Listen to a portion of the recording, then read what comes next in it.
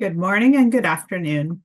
My name is Dr. Heather Marlow, and today I'll be talking to you about my leadership project, the Conceptualization and Measurement of Gender in Global Health. Gender is misunderstood or ill-defined by global health organizations. It's a politically divisive topic, particularly for gender non-conforming peoples. Global health organizations often default to the binary gender categories of women and men and boys and girls. This default to the binary is exclusionary and harmful to people who fall outside of it, for example, transgender or genderqueer individuals. Additionally, there is little understanding and exploration of how gender identity and sexual orientation intersect.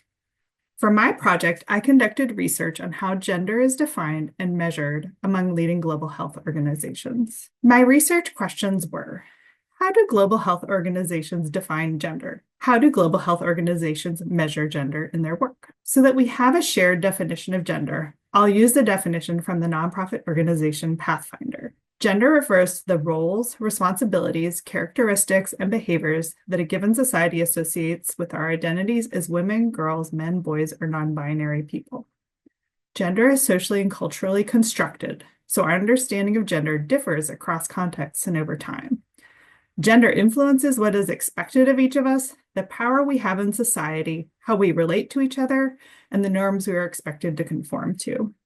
Gender is a distinct concept and not the same as sex classification, which is typically assigned at birth. I reviewed the gender definitions and frameworks of 10 leading global health organizations. As I began to review the literature, I came across more articles on gender measurement, particularly in sexual reproductive health and rights and family planning literature, and recent scholarship in this area in the last few months.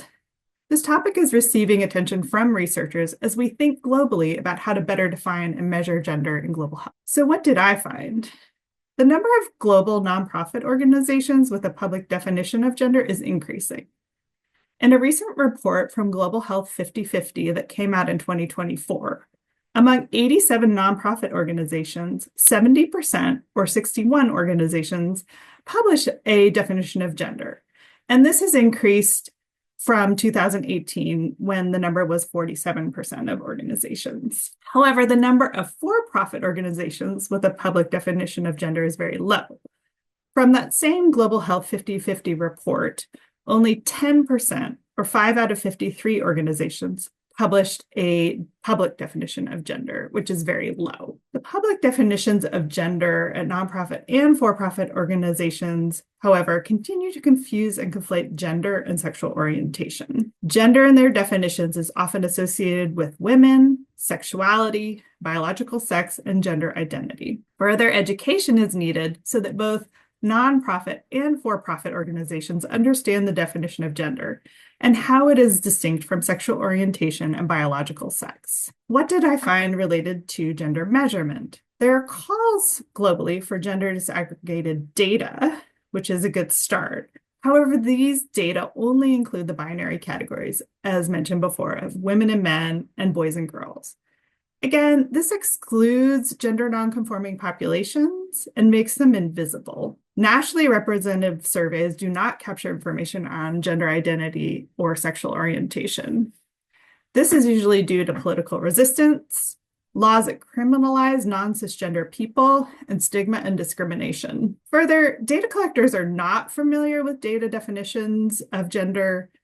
Gender-sensitive language or data protection and confidentiality are not in place for people who don't conform to the binary categories of gender identity. Very few countries include measurement of gender identity and sexual orientation in their surveys. A good example is the demographic and health surveys, which are a nationally representative survey and often used as a gold standard. There are a few countries who collect this information. They include Myanmar, Cambodia, India, South Africa, and Colombia. There's recent attention on how to better measure gender identity, sexual orientation, gender inequality, and gender empowerment in global health.